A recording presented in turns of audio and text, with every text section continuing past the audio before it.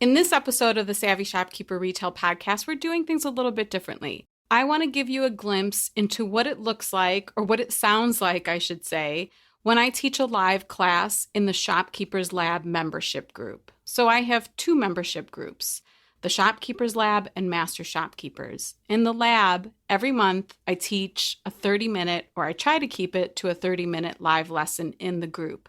Sometimes there's slide decks, sometimes there's information, and sometimes it's just me teaching. There's often a lot of engagement, which I love, lots of comments, lots of conversation. In this particular class, we cut out some of that additional dialogue because what I really want to offer you is a 30-minute lesson on omnichannel retail. I'm answering the question, what is omnichannel retail? Because so many of us have been hearing this term, but we don't know exactly what it means. And I'm hoping this short, I think it's 25-minute lesson will give you a glimpse into what omnichannel retail is and how you can start implementing it for your retail business if it makes sense. I hope you enjoy this lesson, and we'll be back next week with a regular episode. Have a great week. Independent retail business can mean so many things these days. A brick and mortar store, an e-commerce business, a maker's online shop, a booth at an antique mall, and more. No matter which category you're in, Kathy Cruz, a fellow retail business owner and retail educator, will teach you how to market and manage your business efficiently so you can spend time doing other things you love. Welcome to the Savvy Shopkeeper Podcast. Hello, everyone. I always say that this lesson in the lab, it's supposed to be 30 minutes and it goes over, but I actually really think today's lesson is only going to be about 30 minutes.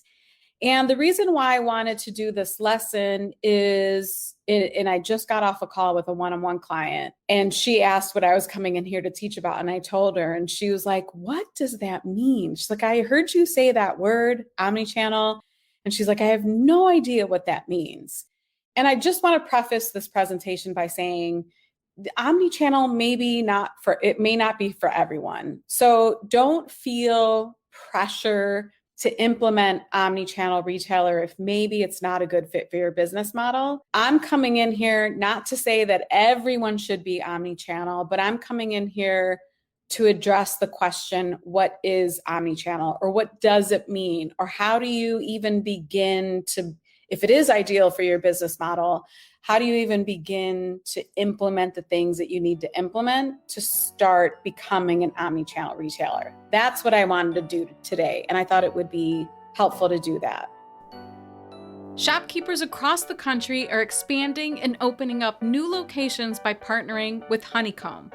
Forward-thinking entrepreneurs like you that created your business for your consumers are unlocking much-needed funding by allowing your community and superfans to invest directly into your growth.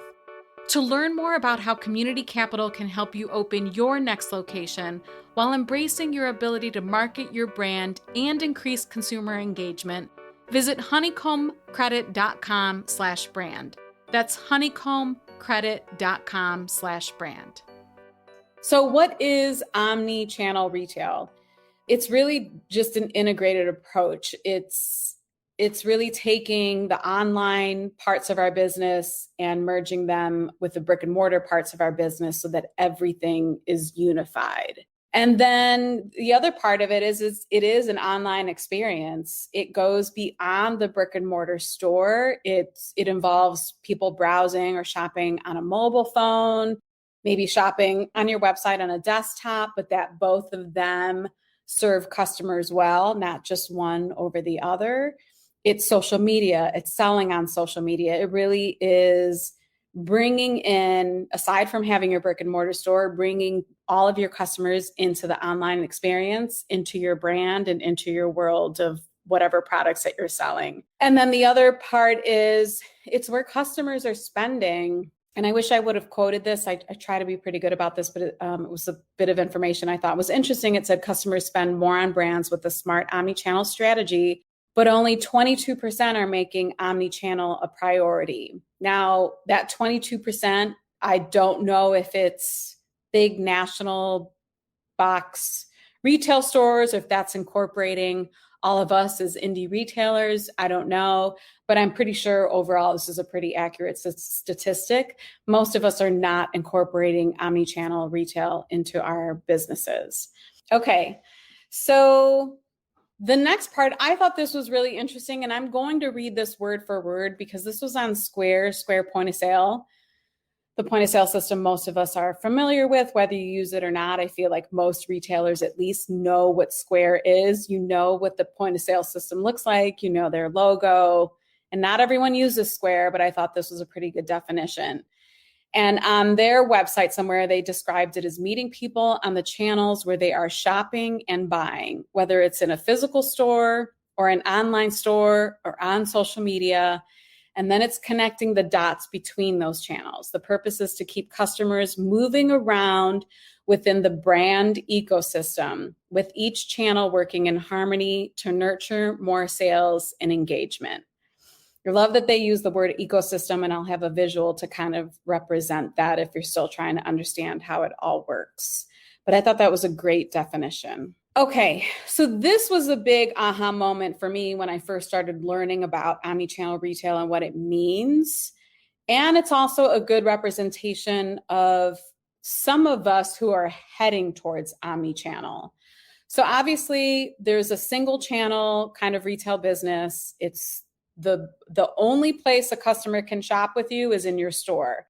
That's it. And that's what this little symbols signify. One customer, one store. It's the only way to shop with you. The next retail channel is multi-channel.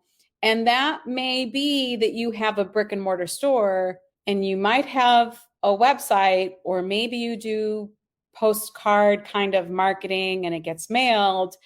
But all three of those are really kind of separate entities or separate channels to get to your business. They don't really connect to each other, and those systems don't really communicate with each other.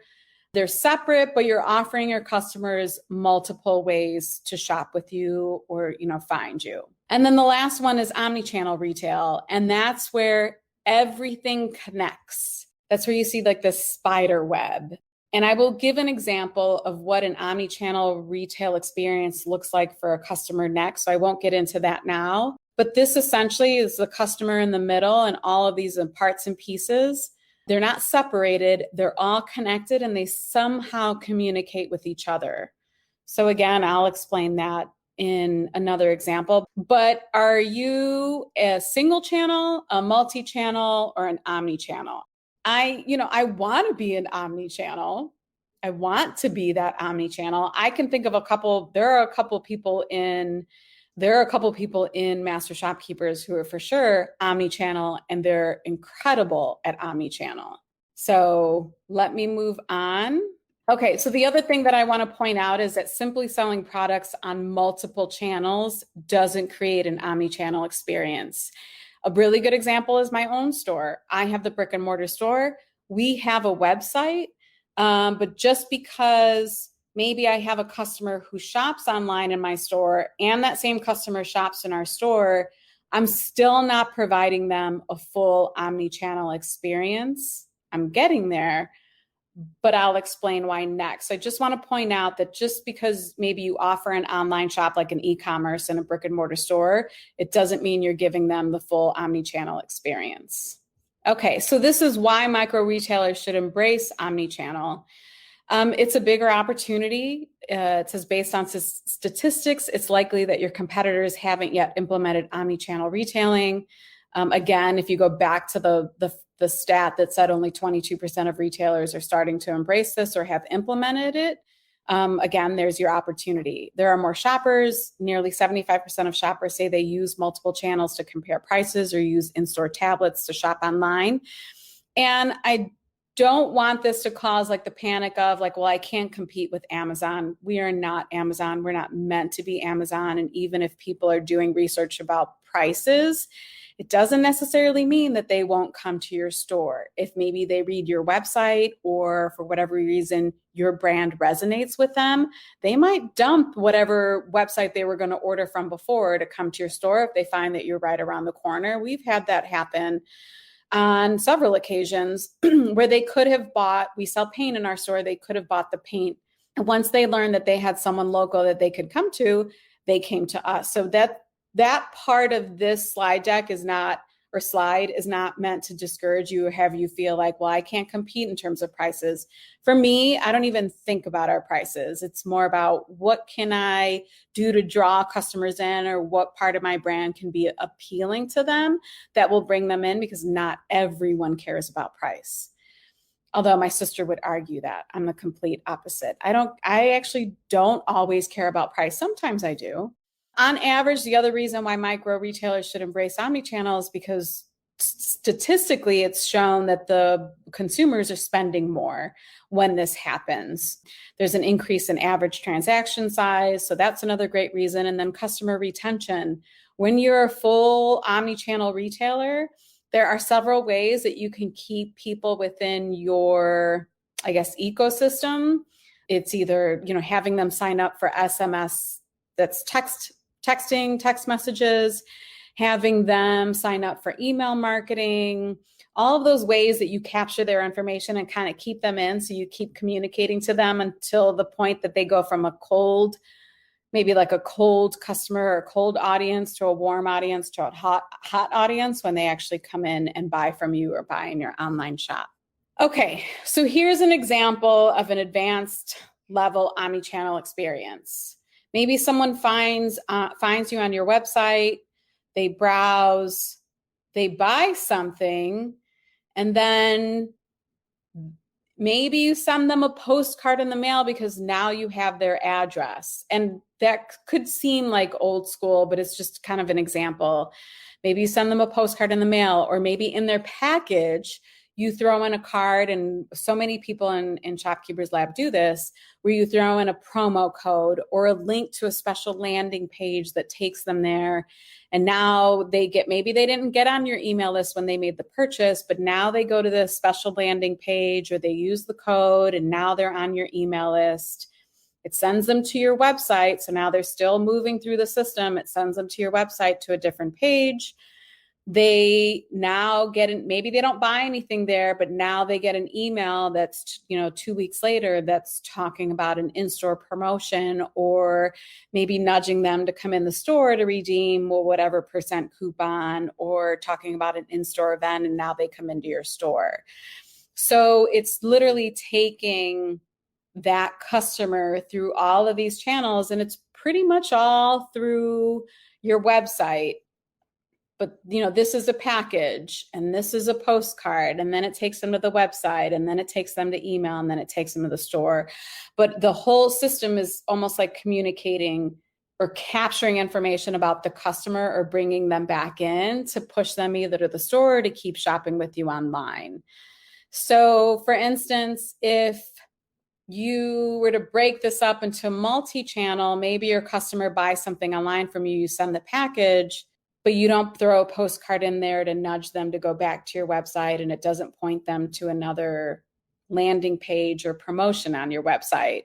That's where it kind of gets cut off, where it's like you either shop in the store or you shop online, and we call it a day. You're not doing anything to keep the customer journey going, and maybe your system can't store all of those parts and pieces so that it seamlessly takes your customer on this journey. I hope that makes sense. But that's some of these experiences, omnichannel experiences, could get really, really involved if you add text messaging in there or anything else. And again, if it's all like, let's say, for example, you use Shopify. Shopify is a really good example of a platform that provides, you might have to get a bunch of apps to do it, but provides retailers the ability to provide this kind of experience. And not everyone can do that. I think Square is heading that way. They're trying to do that. They're probably pretty close. I think their weak link is their website. And for whoever said, I'm not sure how Omni and Multi are different, can you just let me know that I clarified that with this slide? Like so, yeah. Actually, I didn't think about some of the different brands for the different business models. That's good to know, especially if anyone else is watching this that has, because I imagine Like So is like really good for fabric stores, quilting stores, sewing workshop stores, any of that, where it's like cut pieces of yarn or fabric, or yarn stores would be another one. I just mentioned that. But I'm going to share that just for anyone that's watching that might have that kind of business, just in case it's helpful. Okay. So then the question is, are you overwhelmed yet? Because I know sometimes you're just like still trying to wrap your brain around it, or trying to figure out like, how do you even begin to get there? Because there are so many pieces that involve technology. So I have a list of like 10 suggestions that maybe you can slowly start to implement to get you towards omnichannel retail if it's good for your business. Again, I think it's said at the beginning that maybe it isn't for everyone. Okay, so what can you do to get started? The first one for me is to really understand your customers. Get a baseline understanding of, is omnichannel something for them? Like, does it work for your customers, especially your loyal customers? Do they want to shop online? Do they want to get text messages? Do they like to get emails? Do they want to buy from social media? So one good way that you can do this is maybe like a customer survey, or maybe you already know just based off the interaction you have with your customers that this is the direction you should be heading in. Number two is start using email or text marketing. And I know there are quite a few people in here who say all the time, like, I want to start email marketing, but I don't know how to get started, or I don't know what to use. But, if you start at least capturing the information, have that list out for people to sign up at your desk. It seems really old school, or at your checkout counter, but start getting their information. Doesn't mean you have to implement it right away, but maybe like, let's say you're to switch platforms and go to a platform that does embrace omnichannel or gives you the tools to do it. Now, maybe you have a list of 300 email subscribers. Now, I wouldn't wait a year to email them. It's still not impossible to reach out. Don't be afraid. There are things that you can do to kind of warm them up. You can use humor in your first email. Like, let's say, for example, you've had this list for like a year and you don't know what to say, and you're like, okay, I'm going to start emailing, but now it feels really awkward. You could use a little bit of humor. I bet you if you Googled, there's probably some really funny captions that you can use to kind of get people's attention. But use a little bit of humor to kind of start to warm them up again. Let them know that now you're in their email inbox, but you wouldn't take advantage of that. You're not going to spam them all the time with emails, but you do want to start connecting and sharing information about the store. Next is social media, of course. I know most of us use it. That's usually not a big concern, but maybe if you're holding back there, especially on making your post shoppable, that's another way to start embracing omnichannel retail. Go ahead and follow the tutorials in your point of sale system and figure out what it is that you need to do to make those posts shoppable. It seems like a lot of the glitches that most of us were experiencing in years past with that, it seems like it's getting a little bit better. I've seen, especially over the past year, a lot of improvement around this, a lot of improvement around being able to tag our posts with our products. Every platform is a little bit different. They do make it fairly easy. Shopify makes it easy. I was even using WooCommerce before we just launched our new website. And it wasn't that hard. It takes a couple of tutorials that you want to watch, but go ahead and do that. Teamwork is important, because once you start to implement this, if everyone's just used to cashing people or checking people out at a counter and no one on your team is familiar with how to do these things for your platform, it's going to take teamwork, it's going to take some education, and it's going to take some training. Okay, so those are 4 things. And then I added this little statement at the bottom: with omnichannel retail, it's all about making the customer's life as easy as possible. And I thought that was really important, because we can talk about revenue, we could talk about everything else, but that's really what omnichannel does. Like, we're meeting people where they are now, especially after the pandemic or since the pandemic. So many people have shifted to buying online, customers of our own that we didn't expect to be shopping online. Now they do. So make sure that if you're doing this, remind yourself that the work is going to be worth the effort, because it's going to make their shopping experience, or just their experience overall with you, better. Okay, so here are some more ideas. You want to make sure, particularly if you're going to start embracing omnichannel, that your website's mobile friendly. It has to be mobile friendly, because if what we're talking about is creating this whole kind of ecosystem to make it easier for your customers, they have to be able to shop and browse your website on a mobile phone.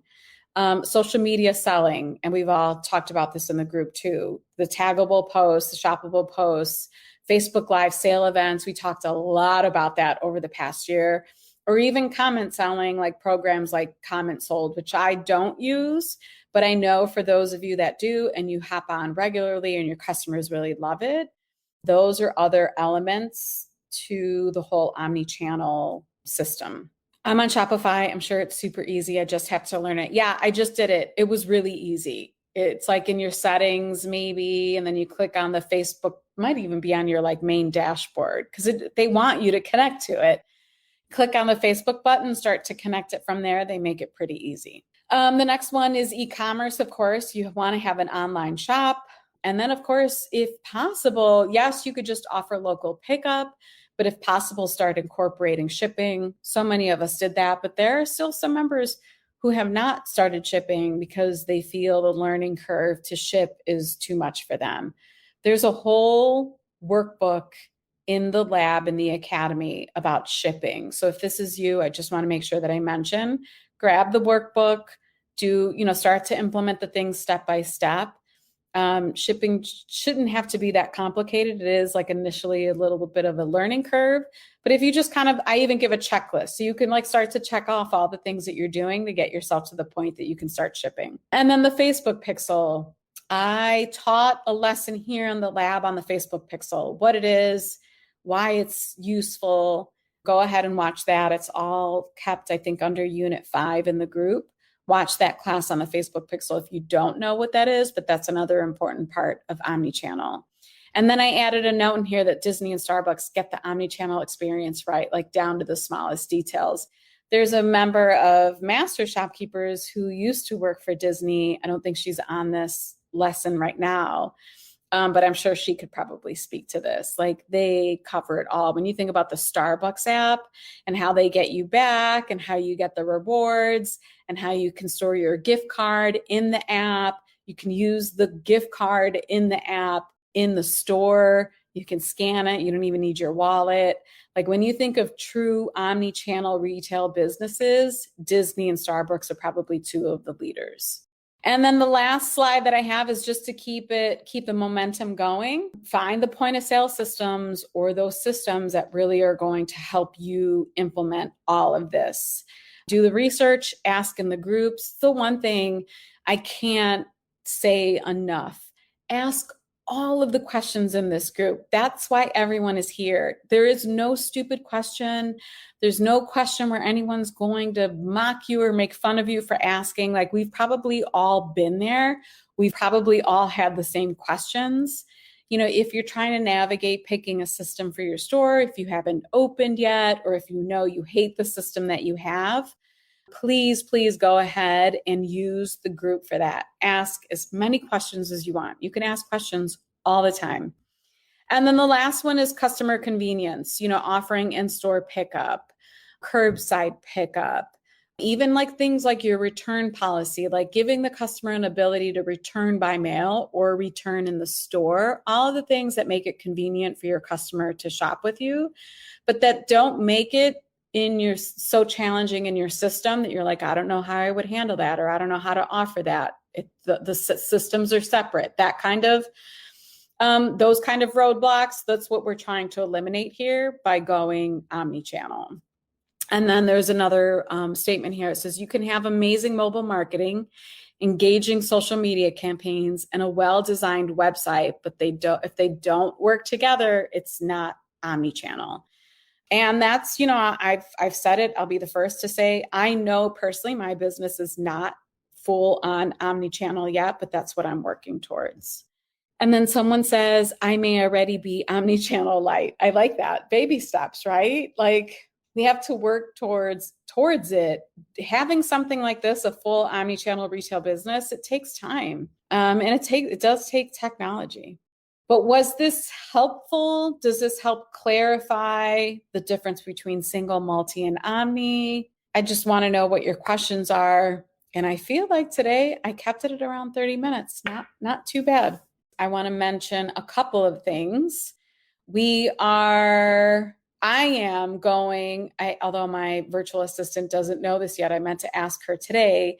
Next month's class is hopefully going to be about how to work with the virtual assistant. Because the one thing that I find is a lot of members are solo shopkeepers, or maybe you have one part-timer, but what you could really use some help on is the administrative stuff, using like even the email marketing or scheduling social media posts or doing some of the administrative work, all of the stuff on the back end.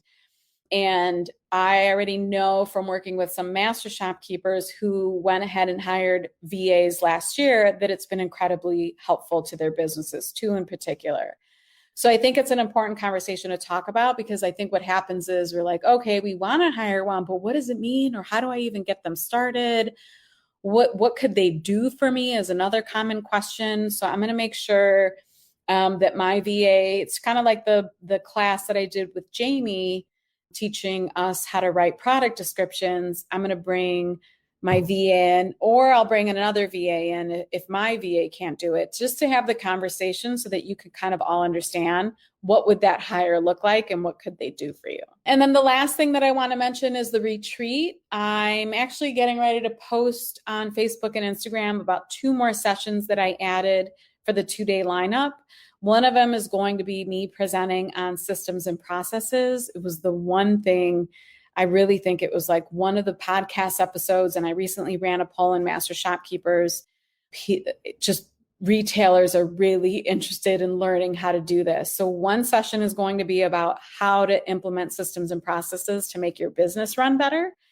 And then the other one is I've been working on this for a long time. It's an ebook on getting your business seen, how to get more foot traffic, how to get more people to your website to shop online with you. It's an ebook that I'm in the middle of designing now, but everyone who attends the retreat will get a printed copy of that, and that is one of the sessions as well.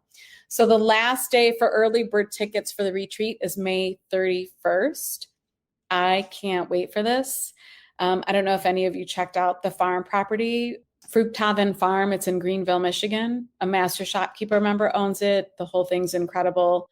We'll be moving around different areas of the farm. The farm is a cidery. It has a couple of 100-year-old barns. It has a fresh food marketplace. It has April's Pink and Furlow's boutique shop. It has this really cool coffee shop. It has these little mini grain bins, or some people would call them silos, but they're little mini grain bins where we're going to go out for like photo opportunity. The VIP dinner is going to be incredible. We're going to have a local band, like a 2-man or 1-person band, maybe a 1-woman band, playing live music. And I'll have an exclusive guest interview during that dinner. And it's going to be locally catered by an incredible husband-wife catering team. So all of it, like all the details are really starting to come together. If you guys have any questions about the retreat, please let me know. I'm happy to answer. But it's on the website, savvyshopkeeper.com/retreat. I think we're almost at 30 attending, and that's really fun. And I can't wait for this in September. So I don't see any other comments or questions, but you all know if you have anything to ask at all, especially around this, or you want to start asking questions on how to get you to this point, ask away in the group. Don't be afraid to do that. So I will be back in here in another month with that other lesson. And if you have any suggestions too for other live lessons, please let me know. I'm happy to take suggestions. It's not just about what I want. It's really what all of you want and how I can help all of you. All right, everyone, have a great night.